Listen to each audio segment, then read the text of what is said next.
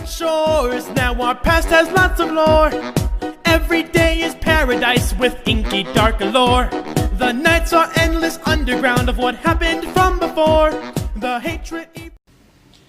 When I was a little kid, the two things I loved most in life were Godzilla and NES games. So naturally, when Godzilla Monsters came out, it was like a dream come true. Well, almost. To sum it up, most of the games revolved getting for very repetitive outer space levels while smashing up tanks and jests, and then fighting against Godzilla's monster enemies. Overall, it was pretty mediocre, but back then I didn't care. When I got the game as a present for my 10th birthday, I played it night and day as much as I could. Unfortunately, I had traded the game for Amigon a year later, much to my regret when I found out what the game was like. Recently, I bought a new NES system.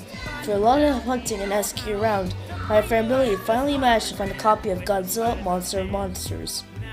I was pumped up to play my favorite childhood game. It never occurred to me to ask where Billy found it. He also gave me some other games like Legend of Zelda, Bomberman, and some stupid thing called Action 52. But Godzilla had to come first. So I started the game, and nostalgia came flooding back like a tidal wave. Godzilla's 8-bit theme song flooded proudly from the speakers, and I was soon grinning like an idiot. Some people laugh at me for playing such outdated games, but I never had much enjoyment from my games other than those on the NES. Those 8-bit games sent me back to where things were much simpler, more safe. After what's happened with this game, I don't have those feelings anymore. I forgot how quick the fun of smashing things Godzilla will off in the scoring levels. The game bombards you with bullets and things crashing into you from every direction. You're too big to avoid most of them. Although I think I've had to worn down some, it wasn't long until after my first boss battle. My first opponent was Godzilla, an obscure squid kaiju who had never been in the Godzilla movies. The most thing about fighting Godzilla is that he always backs you into a corner and starts smacking you with his tentacle, and you're unable to move until he gets off you. This move doesn't do any damage, but it gets stolen until the timer runs out and you have to start the fight over, and he regains some health.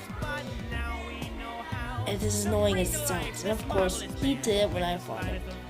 Only for some reason, this caused the game to glitch out because he wants to start smacking me, and never stopped.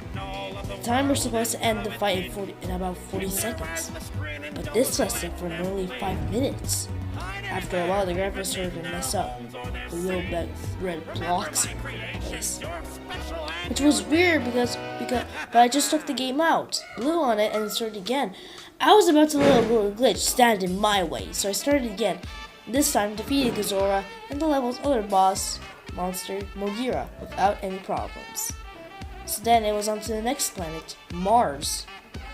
I browsed around the board and found something unexpected.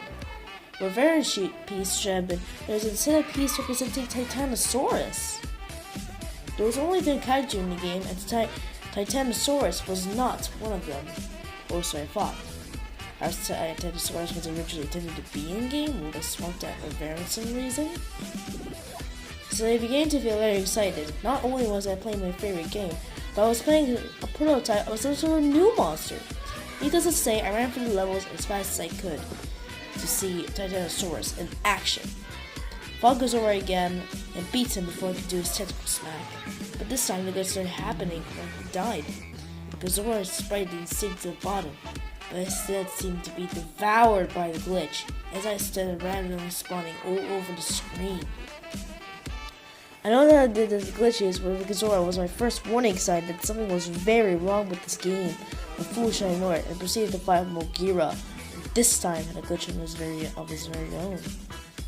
Mogira was twice the size he should have been, which startled me. He was also considerably harder to beat than usual, just saying that at all.